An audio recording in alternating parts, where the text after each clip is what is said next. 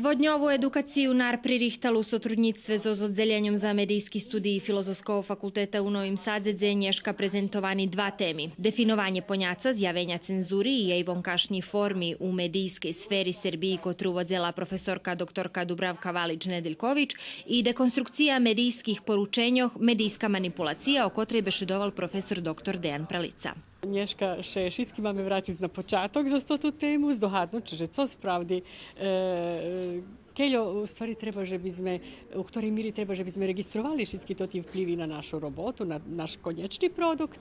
Na prepodavanju medzi inšim nahlašene, že bar važne, že bi novinare počali bešedovati i o svojej profesiji, a njelem od cudzih.